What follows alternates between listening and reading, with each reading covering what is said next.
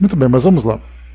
Revista Espírita, 1861, Meditações Filosóficas e Religiosas, e mais uma nota explicativa da editora aqui da Revista Espírita, que nós vamos acompanhar uma questão legal bastante significativa a respeito do movimento espírita brasileiro e as obras de Kardec e também a sociedade, né? Então vai ser bem interessante, vamos ver se a gente consegue chegar até lá. Tá bom então.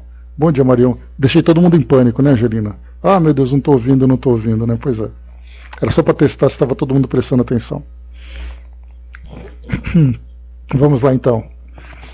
Meditações filosóficas e religiosas ditadas ao Sr. Alfred Dier, médium pelo espírito Lamennais.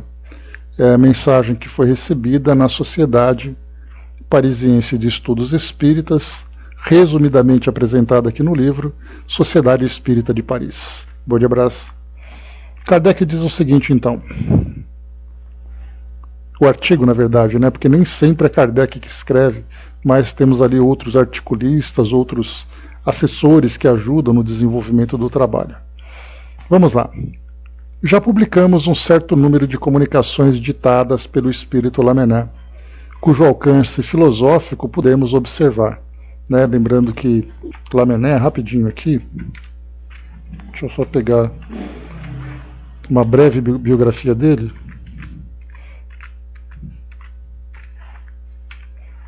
Está aqui, ó, Lamennais. Só um instantinho, gente, que como sempre, né, é importante a gente ter essa biografia, esse entendimento sobre esses espíritos aqui que nós acompanhamos, né? Então, o nome dele, eu estou aqui na luzespírita.org.br, o G. Félicité Robert de Lamennais. Que bom, Andréa. Ele encarnou em junho de 1782, portanto 7 anos antes da Revolução Francesa, lá em Paris, e ele desencarnou em 1854. Ele foi um padre, filósofo, escritor e político francês, conhecido no movimento espírita pela sua contribuição em espírito nas obras básicas da codificação do espiritismo por Allan Kardec. Foi uma figura influente e controversa na história da Igreja Francesa, pois, enquanto de um lado defendia os valores do catolicismo e a autoridade papal, por outro lado propunha ideias liberais tradicionalmente rejeitadas pela Igreja Católica.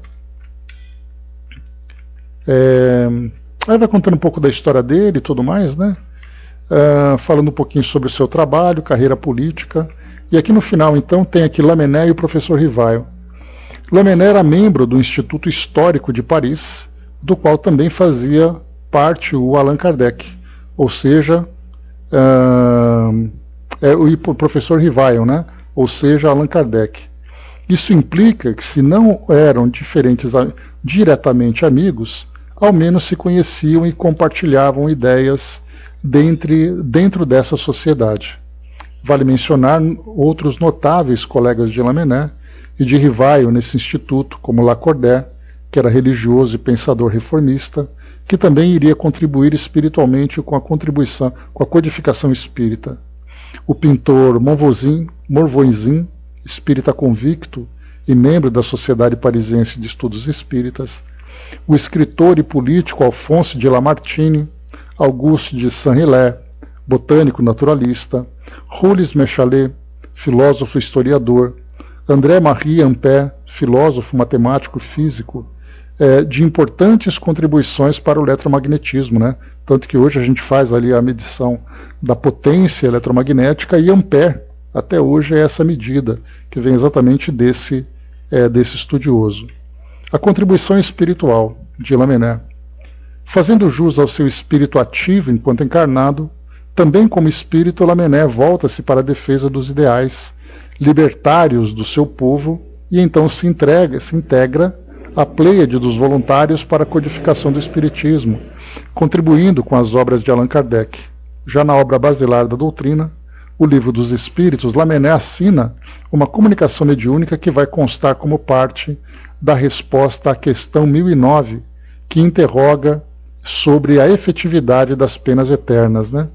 Aqui depois ele fala também dos livros dos médiuns, né, do livro dos médiuns, também um trecho no Evangelho segundo o Espiritismo, e no final, Lamennais ainda é citado por Kardec em vários artigos da Revista Espírita, em alguns deles inclusive contendo mensagens ditadas por esse espírito, como na edição de fevereiro de 1862, onde foi publicado o seu artigo Meditações Filosóficas e Religiosas, psicografado pelo médium Alfred Dier, numa das inúmeras sessões da Sociedade Parisiense, às quais Lamennais era assíduo colaborador. Bom dia, dona Miriam. Aqui nesse artigo fala sobre fevereiro de 1862, mas nós estamos ainda em dezembro de 61, onde Lamennais começa então aqui a trazer a sua contribuição. Então é importante a gente saber. E algo curioso, quando a gente estuda sobre a doutrina espírita, é perceber que os espíritos que participaram da elaboração da codificação eram espíritos, na maioria, católicos. Dentre filósofos e outras filosofias que eles tinham também de científica, por exemplo, mas muitos deles, como por exemplo o próprio Lamennais, era padre, era católico, né? Então a gente vai ver que a doutrina espírita, assim como Jesus, ele é colocado, né, como responsável pelo cristianismo, que é dado o nome a essa filosofia, Jesus ele simplesmente trazia seu ensinamento, que os homens depois transformaram naquilo que seria o cristianismo, inclusive fazendo ali as suas próprias interpretações, muitas vezes equivocadas em umas partes. E da mesma forma, Lamennais, deixa eu pegar aqui, Brás, Lamennais, Lamennais, Lamennais, ou Lamennais. Então, isso, quase isso, são dois N's. Só colocar um N a mais e tirar um I, fica certinho. Então, o Lamennais ele era então um religioso, um católico convicto, embora ele trouxesse ideias diferentes. E nós vamos encontrar, por exemplo, Emmanuel, vamos encontrar Joana de Ângeles, vamos encontrar outros, como foi colocado nesse artigo aqui para nós, né, o Espírito Lamartine, por exemplo, que era padre, que era religioso, dentre outros, né? Então os espíritos, na verdade, independente da crença que eles abraçaram quando encarnados, né, o que valia era o pensamento livre do espírito, trazendo ali instruções importantes para essas reflexões que hoje nós desenvolvemos. Então, muito bem, falamos sobre Lamennais. Vamos lá aqui então, voltando para a nossa revista. Então aqui já publicamos um certo número de comunicações ditadas pelo espírito Lamennais, cujo alcance filosófico podemos observar. Por vezes, o assunto era claramente indicado. Como, por exemplo, ele falava sobre, vou chutar aqui qualquer assunto, né? Ele falava sobre o egoísmo, estava claro que o título poderia ser egoísmo. Mas também acontecia, como o Kardec coloca, com certa frequência, não ter um caráter bastante definido para que fosse fácil lhe dar um título. Tendo feito a observação ao espírito, ele respondeu que se propunha a dar uma série de dissertações sobre assuntos variados, a qual surge o título genérico de Meditações Filosóficas e Religiosas, salvo a liberdade de dar um título particular aos assuntos que o comportassem. Então, era uma coletânea, digamos assim, de psicografias sem que tivesse um assunto definido. Então, colocasse tudo isso dentro dessa seção, Meditações Filosóficas e Religiosas. A Andréa colocou aqui. Só para ter uma ideia, era um liberal que advogava a separação do Estado da Igreja, a liberdade de consciência, educação e imprensa. Foi um padre revolucionário, né? Junto com Henri Lacordaire, Lamennais passa a atacar o papado e as monarquias europeias. O resultado foi a exclusão de Lamennais da Igreja, né? Só para ter uma ideia. Por ocasião de sua morte em Paris, em 27 de fevereiro de 1854, não desejando se reconciliar com a Igreja, foi sepultado em uma cova de indigente. No mundo espiritual não permaneceu ocioso.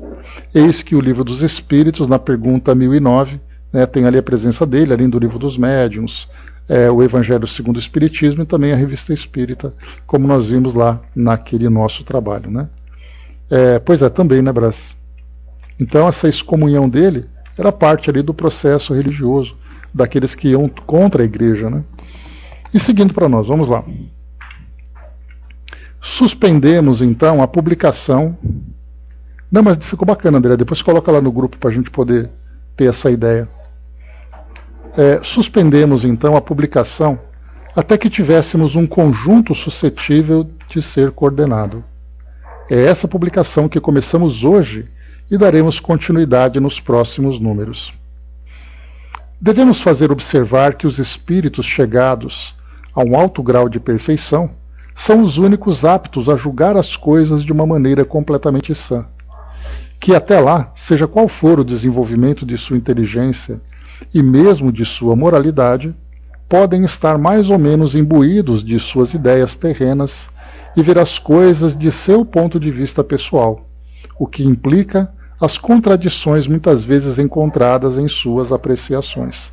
Então aqui é importante, né, lembrando que quando um espírito faz um comentário a respeito de algum tema, nós vamos perceber a liberdade de consciência que ele tem, pelo fato de ter se desenvolvido espiritualmente no plano espiritual, se desvinculando da realidade material, ou aquele espírito que se encontra ainda com as ideias presas e muitas vezes trazendo ali seus preconceitos, suas tendências, suas ideologias, suas crenças e tudo mais. Então não é uma questão de certo ou de errado.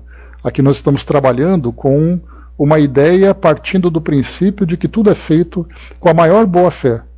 Mas nós vamos perceber a diferença das ideias a partir da condição espiritual de cada um desses comunicantes. E segue para nós aqui. Lamennais nos parece estar nesse caso. Sem dúvida há em suas comunicações muitas coisas boas e belas, como pensamento e como estilo, mas por certo há outras que podem prestar-se à crítica, cuja responsabilidade absolutamente não assumimos. Cada um é livre para aceitar o que achar bom e rejeitar o que parecer mal. Só os espíritos perfeitos podem produzir coisas perfeitas. Ora, Lamennais, que sem a menor dúvida é um espírito bom e elevado, não tem a pretensão de já ser perfeito, de modo que o caráter sombrio, melancólico e místico do homem seguramente se reflete nesse espírito e, por conseguinte, nas suas comunicações. Sob esse ponto de vista, elas já seriam um interessante motivo de observação. Então Kardec, quando ele começava a ler uma psicografia, ali o seu processador já começava a trazer ali uma série de observações, começando para conhecer o espírito que estava psicografando. Então, antes de prestar atenção no conteúdo em si, no alcance filosófico daquelas ideias, ele então analisava qual era o pensamento daquele espírito, qual era o seu ponto de vista a respeito dessas novas ideias. Então, o primeiro ponto que Lamennais traz para nós aqui. As ideias mudam, mas as ideias e os desígnios de Deus jamais. A religião, isto é, a fé, a esperança, a caridade, uma só coisa em três, o emblema de Deus na terra, fica inabalável em meio às lutas e preconceitos. A religião existe, antes de tudo, nos corações, e assim não pode mudar. É no momento em que reina a incredulidade, em que as ideias se chocam e se entrechocam, sem proveito para a verdade, que aparece essa aurora que vos diz: venho em nome de Deus dos vivos e não dos mortos. Só a matéria é perecível, porque é indivisível, porque é divisível, mas a alma é imortal, porque é una e indivisível. Quando a alma do homem se enfraquece na dúvida sobre a eternidade, toma moralmente o aspecto da matéria, divide-se e, em consequência, estará sujeita às provas infelizes nas suas futuras reencarnações. A religião, pois, é a força do homem. Diariamente ela assiste às novas crucificações que inflige ao Cristo, diariamente ouve as blasfêmias que lhe são atiradas na face. Mas forte e inquebrantável, como a Virgem, assiste divinamente ao sacrifício do seu Filho, porque possui em si a fé a esperança e a caridade. A Virgem devaneceu-se ante as dores do Filho do Homem, mas não está morta. Então essa primeira ideia que ele traz, ele fala sobre a importância da religião, ele fala sobre a importância da fé antes as vicissitudes do mundo terreno, do mundo material. A religião é aquela que conduz o homem a Deus. Mas como Kardec lembrou lá no início, o Espírito traz na sua mensagem elementos das suas próprias ideias. Então ele fala sobre a importância da religião, e a doutrina espírita já se coloca como não sendo uma religião tradicional. Então aqui a gente vê que esse sentido religioso que ele apresenta é uma religião institucionalizada, como a própria Igreja Católica. Ele vai falar, por exemplo, como a forte e inquebrantável como a Virgem assiste divinamente ao sacrifício do seu filho. A ideia de Virgem, aqui com letra maiúscula, faz uma representação a Maria de Nazaré, que dentro dos dogmas católicos, e também ali dos dogmas evangélicos, né, protestantes na época, Maria ela concebeu Jesus sem ter relação sexual, porque o sexo era visto naquela época como sendo algo pecaminoso. E Maria não poderia conceber Jesus através do pecado. Então ele usa essa expressão de a Virgem como se referindo a Maria, exatamente assumindo essa condição dogmática. Por isso que nós temos, né, várias expressões que são utilizadas hoje, como por exemplo, Imaculada Conceição. Na verdade, Imaculada Conceição faz uma referência à Imaculada Concepção. E essa imaculada significa uma concepção sem pecado. Então nós temos aquelas famílias, né, que trazendo uma tradição religiosa acabam dando nomes aos filhos, às filhas, com essas ideias. Então é interessante a gente ver aqui como Lamennais, embora tenha ali um pensamento bastante elevado no sentido de inspirar a nossa espiritualização, a nossa relação com Deus, ele traz ainda nas suas ideias elementos das suas próprias crenças. Então por isso que Kardec chama atenção. E ele faz uma mistura de religião, faz uma mistura de a Virgem assistindo ao sacrifício do seu filho. A Virgem desvaneceu-se ante as dores do Filho do Homem. E esse Filho do Homem faz uma referência a Jesus como sendo também o próprio Deus encarnado. Só que no meio dessa matéria ele diz assim também, no meio desse artigo ele diz: divide-se e em consequência está sujeita às provas infelizes nas suas futuras reencarnações.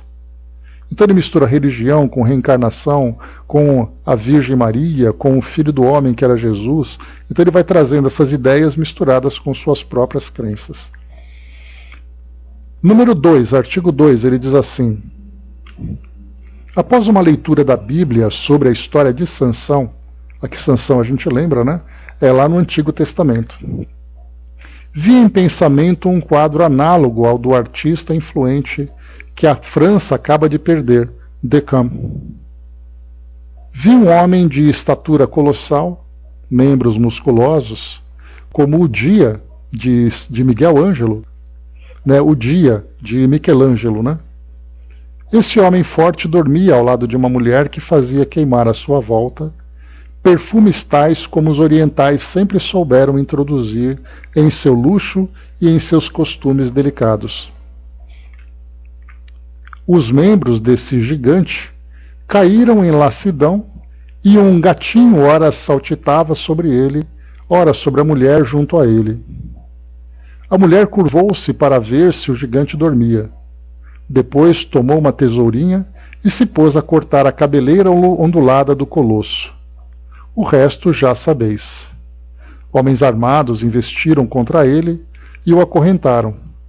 Preso nas malhas de Dalila, o homem chamava-se Sansão, conforme me disse um espírito que logo vi junto a mim.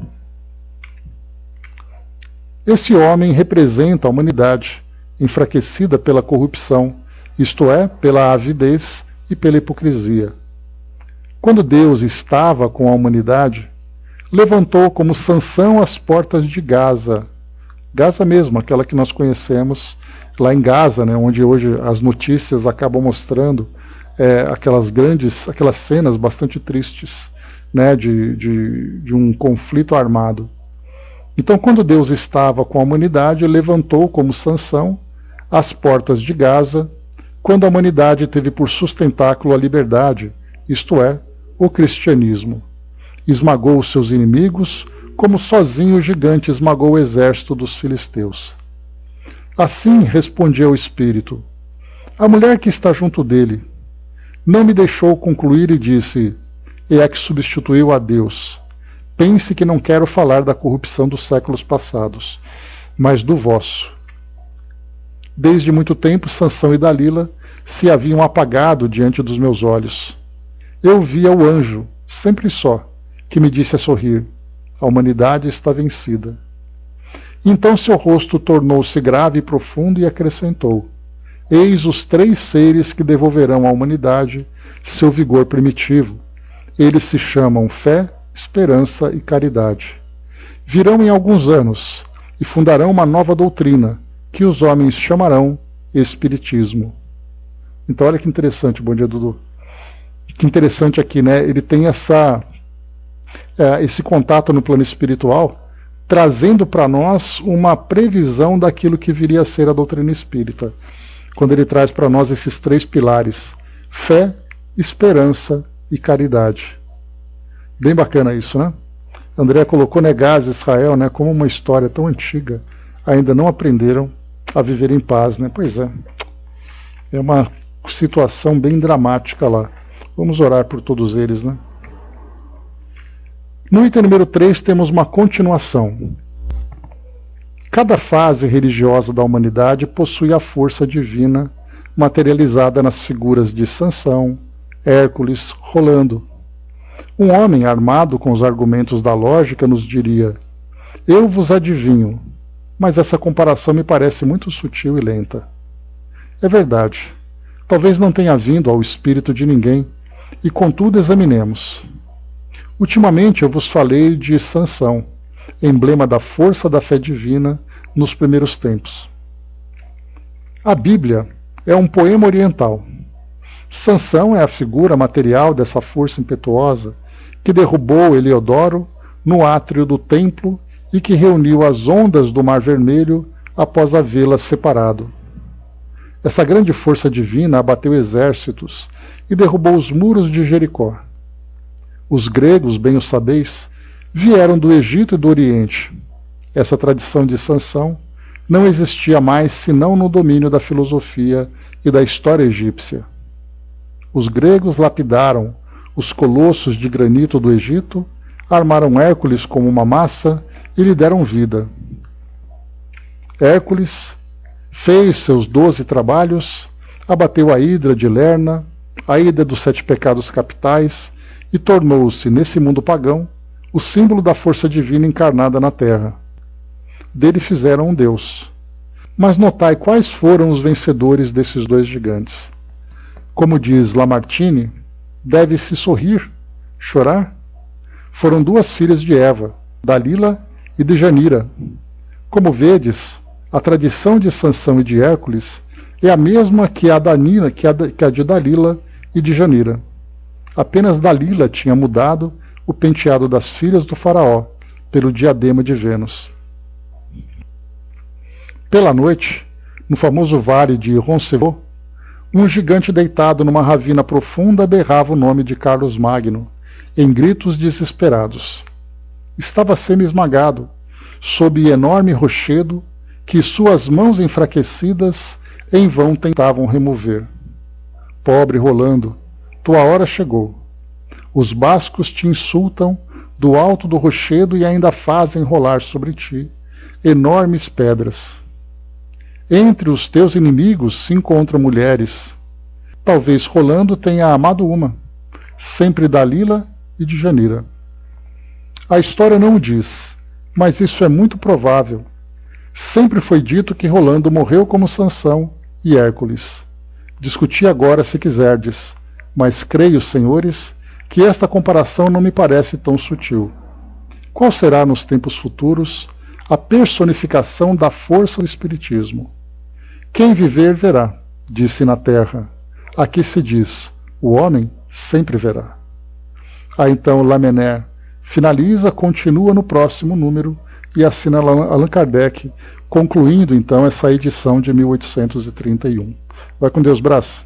Até semana que vem. Então, meus amigos, aqui como Kardec coloca, esses artigos que contam essas histórias, eles não têm um título que possa definir exatamente o que ele quer dizer. Por isso, então, Kardec criou essa seção, né, intitulada, como nós vimos aqui, Meditações Filosóficas e Religiosas. E aqui a gente percebe também que Kardec publica esses textos trazendo esse cunho religioso vinculado a interpretações do Novo Testamento, essa interpretação com o viés da Igreja Católica, dos dogmas católicos, também ali uma interpretação do Antigo Testamento a partir de viés religioso. E Kardec, então a gente se pergunta por que Kardec publicaria um conteúdo desse se a doutrina espírita não vê dessa forma?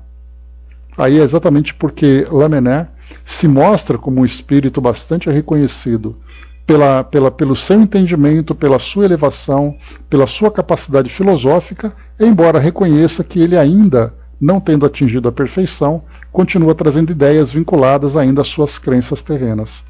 Então, tanto que a gente viu, né, ele fala de um lado Virgem Maria, do outro lado ele fala de reencarnação. Aqui embaixo ele fala de Sansão e Dalila, e lá em cima ele vai falar sobre a vida espiritual, né? Então, várias situações aqui que vão chegando. Então, aqui essas mensagens trazem para nós uma reflexão, né, sobre aquilo que ele vai propondo. E no próximo número, em janeiro de 62, nós seguiremos então com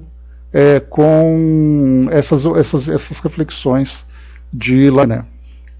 Bom, aqui nós finalizamos então essa revista, mas tem algo importante que se encontra aqui no final dessa edição, que é importante a gente lembrar que existe isso, é uma nota explicativa. E na nota de rodapé diz o seguinte: nota da editora. Esta nota explicativa, publicada em face, de acordo com o Ministério Público Federal, tem por objetivo demonstrar a ausência de qualquer discriminação ou peito em alguns trechos das obras de Allan Kardec, caracterizadas todas pela sustentação dos princípios de fraternidade e solidariedade cristãs contidos na doutrina espírita. Não tem problema, André, eu vou passar para vocês depois esse documento, essa mesma nota que se encontra aqui, que nós vamos ler, se encontra no documento que eu vou passar para vocês depois. Tá? Então, antes de ler a nota, nós vamos aqui chegar no próprio documento. Né? Então, aqui, fiz aqui uma pesquisa, achei aqui uma cópia desse acordo feito com o Ministério Público Federal. Então a gente vai dar uma lida para entender exatamente o que ele quer dizer, e mais a nota explicativa, porque primeiro foi feito um acordo. A partir desse acordo, a Federação Espírita Brasileira, assim como outras entidades também, se comprometeram a publicar na Revista Espírita, nessa Revista Espírita, uma explicação sobre a questão temporal, separando a nossa sociedade atual da sociedade do século XIX, o pensamento eurocêntrico que se tinha naquela época com relação a outras sociedades do nosso planeta, principalmente as sociedades africanas, que estava ali naquele momento, né, vivendo aquele período do imperialismo europeu, com muitas expedições chegando até lá, conquistando povos, se deparando com contrastes culturais importantes, a mesma coisa acontecendo aqui nas Américas, alguns séculos antes, encontrando, por exemplo, os indígenas, e começavam então a fazer comparações entre sociedades selvagens, sociedades primitivas, os chineses sofrendo muito preconceito. Eu venho assistindo a uma série de ação, baseada nas ideias eu me esqueci o nome dele, Bruce Lee, né? O Bruce Lee, aquele mesmo mestre de Kung Fu e tudo mais. E a série, embora ela traga como texto essa questão de lutas e coisa e tal, ela é historicamente muito bem construída. E ela mostra, por exemplo, as primeiras grandes, vou dizer, carregamentos, porque era assim que os chineses eram tratados, que vinham da China, atravessavam o Pacífico para chegar até São Francisco, na Califórnia. E ali eles fundaram aquele bairro conhecido como Chinatown, ou seja, né, aquela cidade dos chineses. E ali, essa série mostra de que forma que os estadunidenses nativos, os irlandeses que chegavam até lá, viam os chineses como sendo ali um povo subdesenvolvido, que era apenas ali, quer dizer, se você matar um americano, uma pessoa branca é uma coisa, se você matar um chinês é outra coisa. Da mesma forma que aconteceu aqui no Brasil, quando acontecia entre a morte de uma pessoa que trazia ali raízes europeias e a morte de um indivíduo que era escravizado. O valor era o mesmo. Então, algumas vezes Kardec faz algumas classificações na Revista Espírita, colocando os europeus como sendo superiores, os chineses em segundo plano e os negros em terceiro plano. Baseado nisso, o Brasil inclusive criou uma lei, naquela época, por volta ali de 1880, por ali, a Câmara dos Deputados criou uma lei proibindo a importação.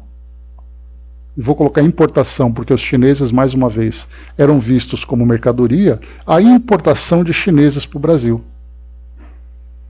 Já nos Estados Unidos, embora eles estivessem lá, eles criaram, inclusive, uma lei de exclusão, ou tentaram criar uma lei de exclusão para expulsar os chineses daquela região. Então, dentro desse contexto que a gente está comentando, em algumas passagens das obras de Kardec, Revista Espírita, fazendo alguma comparação e tudo mais, até mesmo aquela questão da frenologia, que é o estudo, né, dos relevos da cabeça, do crânio de uma pessoa, que detecta o seu grau de inteligência ou não. E eles faziam muita comparação entre o crânio de um europeu e o crânio, né, de uma pessoa da etnia negra, né, da etnia africana, por exemplo. Então ali eles faziam e mostravam que os africanos eram inferiores. Por causa dessas colocações lá no século XIX, lembrando que Kardec desencarnou ali por volta de julho de 1869. E a Europa tinha esse pensamento, e Kardec, naturalmente, embora ele procurasse tratar ali com todo cuidado, com toda a sensibilidade, ele estava impregnado com esse mesmo pensamento. E aí então passagens das obras aqui trazem essa questão de diferença étnica, colocando os europeus como sendo ali os mais intelectualizados. Inclusive, em um artigo da Revista Espírita, ele coloca o livro dos espíritos entre os selvagens. Quem eram esses selvagens? Os peruanos. Porque alguém escreveu do Peru, a gente vai ver isso depois, falando que recebeu o livro, que leu, que ficou muito feliz, e Kardec coloca isso, né, o livro dos espíritos, entre os selvagens, por causa daqueles que viviam na selva amazônica, e ele agradece o contato, e ele fica ali, inclusive, uma grande satisfação de perceber que o livro dos espíritos conseguiu alcançar distâncias tão longas.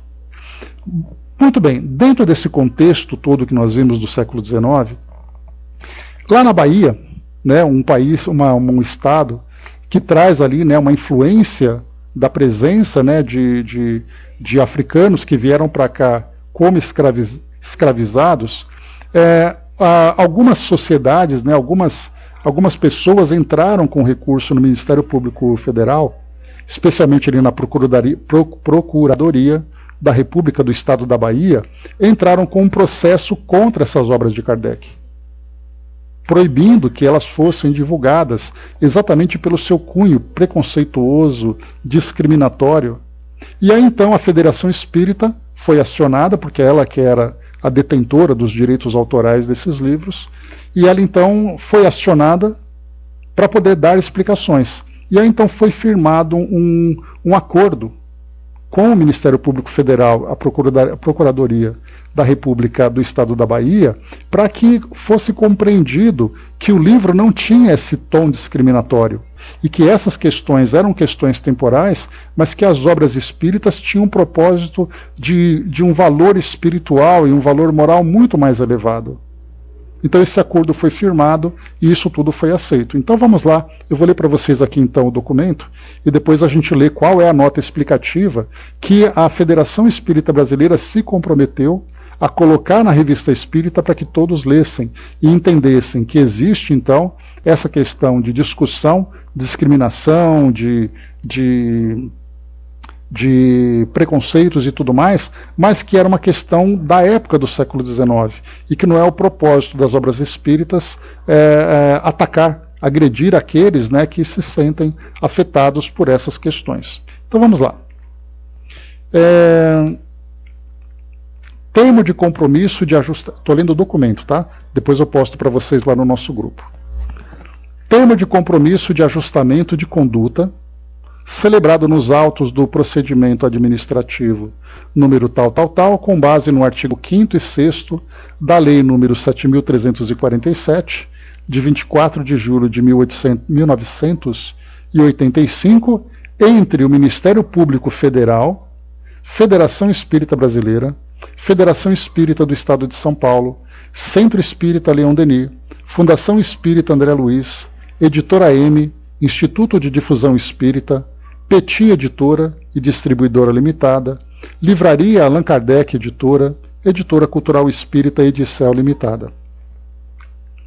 Aos 28 dias do mês de setembro de 2007, na sede da Procuradoria da República do Estado da Bahia, o Ministério Público Federal, por intermédio dos Procuradores da República, Sidney Pessoa Madruga e Cláudio Alberto Guzmão Cunha, a Federação Espírita Brasileira, a Federação Espírita do Estado de São Paulo, o Centro Espírita Leon Denis, a Fundação Espírita André Luiz, a Editora M, o Instituto de Difusão Espírita, a Petit Editora e Distribuidora Limitada, a Livraria Kardec Editora e a Editora Cultural Espírita Edicel Limitada, por seus representantes legais, que ao final subscrevem, considerando, agora vejamos aqui a importância, considerando os questionamentos suscitados na representação que deu origem ao referenciado procedimento administrativo, acerca do conteúdo de determinados trechos das obras literárias de Allan Kardec, vistos como supostamente discriminatórios e preconceituosos em relação a pessoas negras e de outras etnias. Considerando o propósito manifestado pelas nominadas entidades de afastar qualquer dúvida quanto à mensagem dos textos editados nas obras de Allan Kardec, considerando finalmente que a melhor forma de alcançar esse objetivo é por meio da publicação de notas de esclarecimento nos propósitos dos livros, permitindo ao leitor uma compreensão adequada do sentido do texto, que leva em conta o seu contexto histórico e a interpretação sistemática dos princípios que regem a doutrina espírita, resolvem celebrar o presente termo de compromisso de conduta, fundado nas seguintes condições. Do objeto, cláusula 1ª. O presente termo tem por objetivo o compromisso das entidades acima identificadas, responsáveis pela publicação dos livros de autoria de Allan Kardec, de inserir nas próximas edições de todas as suas obras uma nota de esclarecimento alusiva aos trechos aos quais se pode vislumbrar eventual conteúdo discriminatório ou preconceituoso em que se deve destacar. Primeiro, o contexto histórico, cultural e social existente na metade do século XIX na Europa, época e local em que foram redigidos os referidos textos. Segundo, os princípios doutrinários, morais e sociais que norteiam a doutrina espírita. Terceiro, outros esclarecimentos que o texto enfocado vem a reclamar. Cláusula 2ª. As entidades que subscrevem o TAC, que é o termo de ajuste de conduta, ficam obrigadas a submeter ao Ministério Público Federal um exemplar dos livros no prazo de 30 dias após a publicação das novas edições. Dos anexos, cláusula 4. Integram esse termo para todos os fins os documentos anexos a saber. Texto da nota de esclarecimento, anexo 1, relação dos trechos das obras que ensejarão destaque em nota de rodapé, anexo 2. Do fórum, cláusula 4. As partes elegem o fórum da Seção Judiciária do Estado da Bahia para a solução de eventuais controvérsias advindas do cumprimento desse ajuste. E para que produza seus regulares efeitos jurídicos, firmam as partes esse instrumento de 3 vias de igual forma e teor. Aí assinam aqui então esse documento os 2 procuradores, Sidney Pessoa Madruga e Cláudio Guzmão, Nestor Mazotti, então presidente da FEB, Silvia Cristina Stars de Carvalho Puglia, presidente da Federação Espírita de São Paulo. Maria Aparecida Tavares Monteiro, presidente do Centro Espírita Leão Denis. Onofre Antínfero Batista, representante da Fundação Espírita André Luiz, que nada mais é, né, do que o Centro Espírita Nosso Lar Casas André Luiz, daqui de São Paulo. Arnaldo Divo Rodrigues de Camargo, representante da Editora M. Nós temos, né, vários livros da codificação, por exemplo, publicados pelo Instituto de Difusão Espírita, Editora M, Petit Editora, Livraria Allan Kardec Editora, Editora Edicel. Todos eles, então, aqui representados nesse documento e assinaram esse documento. E aqui, então, anexo 1 do TAC, de 28 de setembro de 2007, nota explicativa. É essa nota explicativa aqui que a gente vai ler, que todas as editoras se comprometeram a colocar nas obras que seriam publicadas, seriam publicadas a partir dali, fazendo uma referência. Então, por exemplo, num artigo sobre frenologia, em que houve uma referência que foi interpretada como discriminatória, rapidamente coloca ali o número aquele número de referência de rodapé e traz para essa nota explicativa aqui no final. Então, qualquer passagem nas obras publicadas a partir daquele momento, claro, né, porque não é possível você recolher os livros já vendidos, né? Então, a partir de setembro de 2007, todos os livros publicados que fizessem alguma referência a esse embate que teve, né, entre interpretações discriminatórias e preconceituosas, eles obrigatoriamente, então, deveriam ter essa nota explicativa. Então a gente vai fazer a leitura dela aqui agora. Então, André, quando eu colocar esse documento lá no nosso grupo, você vai poder ler a mesma nota que está aqui no livro, tá? Porque esse anexo está dizendo, ó, é essa nota que nós vamos colocar em todas as vezes em que houver algum tipo de polêmica. Então vamos lá. Nota explicativa.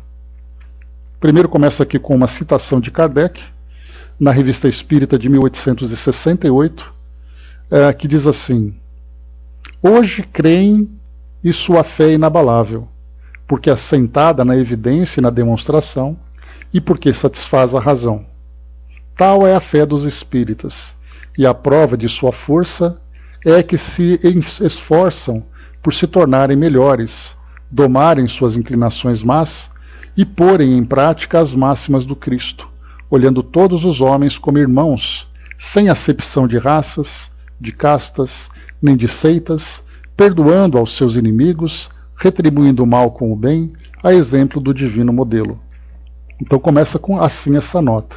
E o texto diz assim agora: a investigação rigorosamente racional e científica de fatos que revelam a comunicação dos homens com os espíritos, realizada por Allan Kardec, resultou na estruturação da doutrina espírita, sistematizada sob os aspectos científico, filosófico e religioso.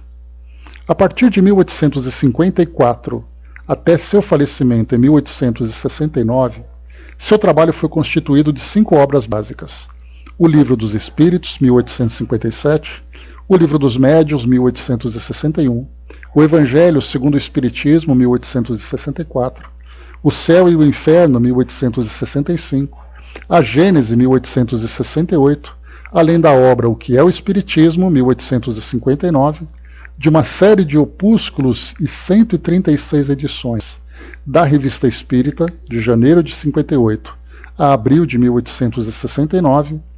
Após a sua morte foi editado o livro Obras Póstumas, 1890. Então essa referência que é feita sobre todos esses livros é onde esses conteúdos interpretados ou supostamente, como foi colocado no documento, como discriminatórios e preconceituosos poderiam ter. Então aqui, por exemplo, não fala sobre obras do Chico. Imaginar que Nosso Lar ou qualquer outro livro possa trazer alguma ideia a respeito de discriminação, então isso não conta, são obras de Kardec que foram ali questionadas por essa ação movida no Ministério Público Federal. O estudo meticuloso e isento dessas obras permite-nos extrair conclusões básicas. A. Todos os seres humanos são espíritos imortais criados por Deus, em igualdade de condições, sujeitos às mesmas leis morais de progresso que levam todos, gradativamente, à perfeição. Percebam que esse conteúdo ele vai explicando para as pessoas que qualquer tipo de comparação que foi feita na época, a doutrina espírita por si só, ela não admite, ela não aceita, porque ela vê todos como iguais. Letra B. O progresso ocorre através de sucessivas experiências em inúmeras reencarnações, vivenciando necessariamente todos os segmentos sociais, única forma de o espírito acumular o aprendizado necessário ao seu desenvolvimento. Letra C. No período entre as reencarnações, o espírito permanece no mundo espiritual, podendo comunicar-se com os homens. Letra D. O progresso obedece às leis morais ensinadas e vivenciadas por Jesus, nosso guia e modelo, referência para todos os homens que desejam envolver-se de forma consciente e voluntária. Em diversos pontos de sua obra, o codificador se refere aos espíritos encarnados em tribos incultas e selvagens, então existentes em algumas regiões do planeta, e que, em contato com outros polos de civilização, vinham sofrendo inúmeras transformações, muitas com evidente benefício para os seus membros, decorrentes do progresso moral ao qual estão sujeitas todas as etnias, independentemente da coloração de sua pele. Na época de Allan Kardec, as ideias frenológicas, e aí a gente tinha comentado sobre frenologia, né? Uma ciência da época, mas na verdade uma pseudociência, que, como eu comentei com vocês, trazia o caráter, traçava o caráter da pessoa pelo relevo do seu crânio, né? Então eles mediam, viam saliências, etc, etc. Livros e livros foram escritos sobre isso. E quando nós estudamos esse tema de frenologia na Revista Espírita, nós saltamos esse artigo, que eu falei para vocês, a gente nem vai perder tempo, isso aqui já é algo ultrapassado, já não é algo mais aceito, né? Então vamos em frente. Aí nós seguimos ali por outros artigos. Mas está publicado, então ele é uma coisa válida, né? Então, na época de Allan Kardec, as ideias frenológicas de Gall e as de fisiognomínia de Lavater eram aceitas por eminentes homens de ciência, assim como provocou enorme agitação nos meios de comunicação, e junto à intelectualidade e à população em geral, a publicação em 1859, 2 anos depois do lançamento de O Livro dos Espíritos, o livro sobre a evolução das espécies, de Charles Darwin, com as naturais incorreções e incompreensões que toda a ciência nova apresenta. Ademais, a crença muito antiga, pretendendo-se haver aparentes relações entre o físico e o aspecto moral. Então aqui quando ele fala de Darwin, em 1858, com a publicação da Evolução das Espécies, Darwin trazia na sua interpretação, e como é colocado aqui, toda ciência nova, às vezes dá uma derrapada na sua interpretação que ela não é correta. Então o Darwin dizia claramente que o homem era descendente do macaco. Tanto que as charges que se faziam naquela época eram chimpanzés com cabeça de Darwin. Ele foi excomungado da igreja anglicana, né, da qual ele era adepto, e tudo mais. E depois mostra, né, que não é assim. O macaco virou homem. Né? Então, sim, as espécies foram evoluindo e criando ramificações. E dessas ramificações vieram os hominídeos, desses hominídeos mais ramificações, até chegar aqui ao Homo sapiens sapiens que nós somos. Então aqui está fazendo uma referência sobre esse ponto. E da mesma forma que Kardec trouxe aquele conteúdo naquela época, Darwin também criou ali uma polêmica. Né? Vamos lá. O codificador não concordava com diversos aspectos apresentados por essas, assim chamadas ciências. Desse modo, procurou avaliar as conclusões desses eminentes pesquisadores à luz da revelação dos espíritos, trazendo ao debate o elemento espiritual como fator decisivo no equacionamento das questões da diversidade e desigualdade humanas. Allan Kardec encontrou nos princípios da doutrina espírita explicações que apontam para leis sábias e supremas, razão pela qual afirmou que o espiritismo permite, entre aspas, resolver os milhares de problemas históricos, arqueológicos, antropológicos, teológicos, psicológicos, morais, sociais, etc. Kardec menciona isso na Revista Espírita de 1862, que logo a gente vai chegar nesse artigo. De fato, as leis universais do amor, da caridade, da imortalidade da alma, da reencarnação, da evolução, constituem novos parâmetros para a compreensão do desenvolvimento dos grupos humanos nas diversas regiões do orbe. E lembrando mais uma vez que a própria Austrália, né, se eu não me engano, ela foi descoberta pelos ingleses ali por volta de 1860, 1870. Então eram muitas expedições que estavam indo para a África, para as Américas, para outras regiões do planeta, e era um choque cultural muito grande quando, por exemplo, os ingleses chegaram naquela região da Oceania e encontraram os nativos aborígenes, pessoas que viviam com absoluta simplicidade dentro da sua cultura, e os europeus com toda a tecnologia, com toda a filosofia, com toda a sabedoria. Então é natural que eles olhassem e já classificassem de imediato: nós somos superiores a esses seres. E isso aconteceu em todos os lugares. Mas como Kardec coloca aqui para nós, né, todas essas leis universais fazem com que o espírito, independente de onde ele se encontre, seja um ser imortal em processo de evolução. E segue o texto. Essa compreensão das leis divinas permite a Allan Kardec afirmar que o corpo deriva do corpo, mas o espírito não procede do espírito. Entre os descendentes das raças, apenas há a consanguinidade. Aqui trecho da pergunta 176 do Livro dos Espíritos.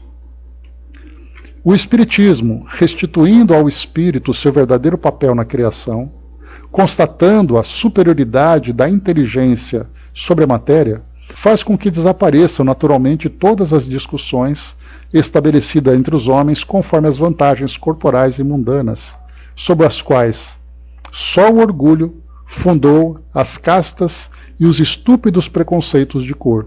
Revista Espírita de 61, que nós vimos esse trecho.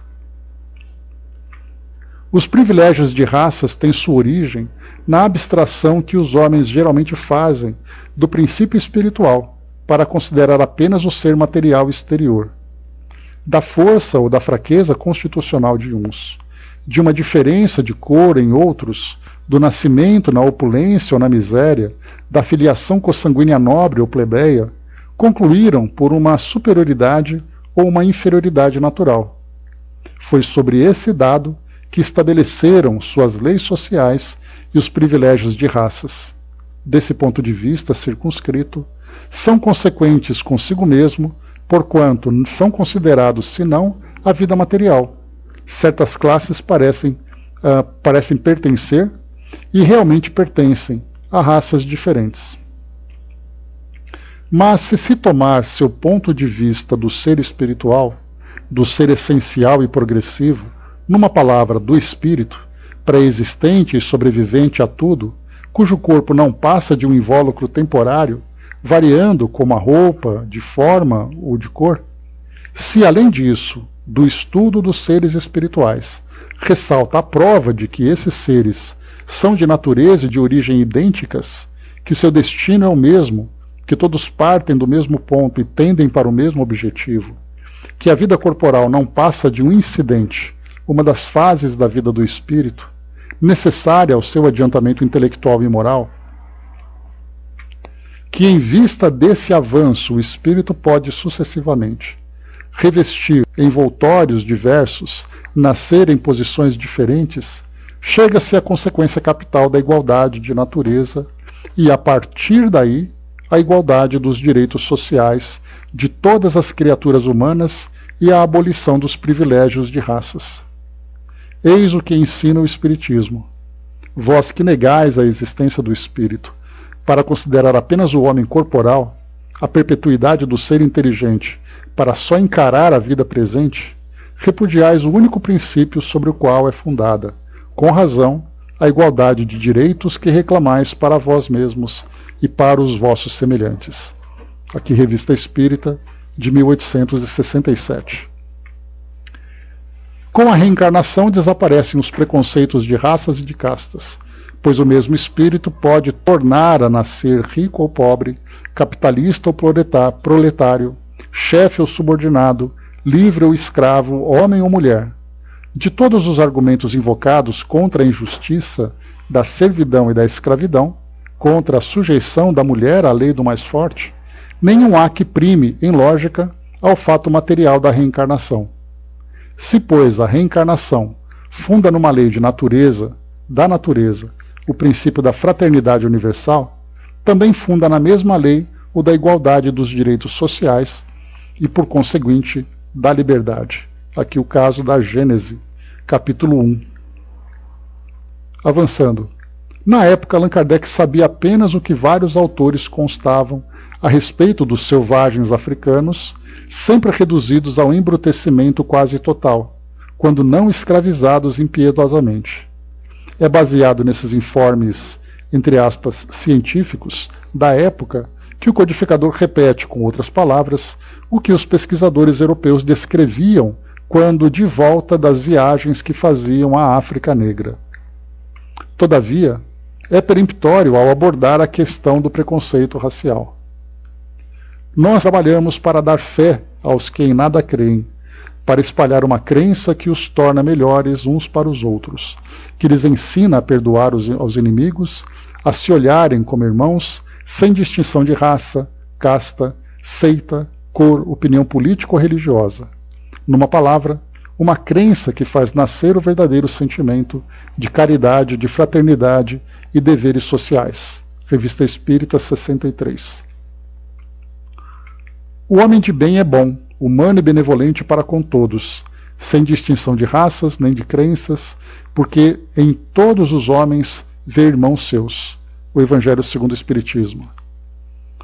É importante compreender também que os textos publicados por Allan Kardec na Revista Espírita tinham por finalidade submeter à avaliação geral as comunicações recebidas dos espíritos, bem como aferir a correspondência desses ensinos com teorias e sistemas de pensamentos vigentes na época. Em nota ao capítulo 11 do livro A Gênese, o codificador explica essa metodologia. Quando na Revista Espírita de janeiro de 1862 publicamos um artigo sobre a interpretação da doutrina dos anjos caídos, apresentamos essa teoria como simples hipótese, sem outra autoridade afora a de uma opinião pessoal controversível, porque nos faltavam, então, elementos bastante para uma afirmação peremptória. Expusemo-la a título de ensaio, tendo em vista provocar o exame da questão, decidido, porém, a abandoná-la ou modificá-la, se fosse preciso. Presentemente, essa teoria já passou pela prova do controle universal. Não só foi bem aceita pela maioria dos espíritas, como a mais racional e mais concorde com a soberana justiça de Deus, mas também foi confirmada pela generalidade das instruções que os espíritos deram sobre o assunto. O mesmo se verificou com a que concerne a origem da raça adâmica, aqui Gênesis capítulo 11.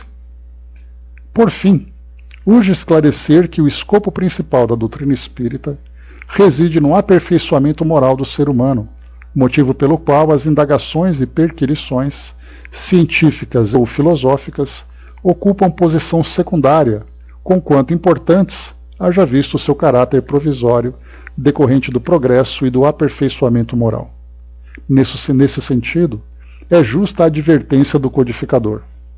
Diz aqui Kardec, na Revista Espírita de 62. É verdade que estas e outras questões se afastam do ponto de vista moral, que é a meta essencial do Espiritismo. Eis porque seria um equívoco fazê-las objeto de preocupações constantes. Sabemos, aliás, no que respeita ao princípio das coisas, que os espíritos, por não saberem tudo, só dizem o que sabem ou o que pensam saber. Mas como há pessoas que poderiam tirar da divergência desses sistemas uma indução contra a unidade do espiritismo, precisamente porque são formulados pelos espíritos, é útil poder comparar as razões pró e contra no interesse da própria doutrina e apoiar no assentamento da maioria o julgamento que se pode fazer do valor de certas comunicações. Finalizando o documento.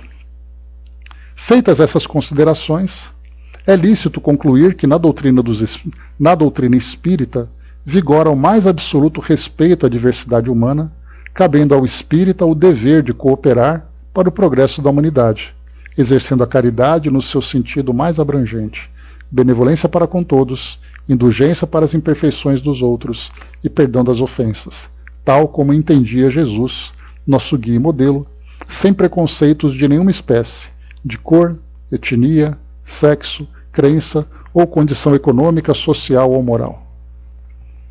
E aqui então a editora assina. E aqui no final uma pequena observação. Esta nota explicativa deve ser inserida nas últimas páginas dos livros, nas próximas edições, indicada por notas de rodapé toda vez que um texto sobre esse assunto suscitar dúvidas quanto ao seu caráter discriminador ou preconceituoso. E aqui depois no final, tem aqui algumas questões, né, que são classificadas, né, a relação dos trechos das obras que ensejarão destaque em nota de rodapé. Várias questões aqui do Livro dos Espíritos, questões aqui também do Livro dos Médiuns, do Evangelho, do Céu e Inferno, a Gênese, obras póstumas.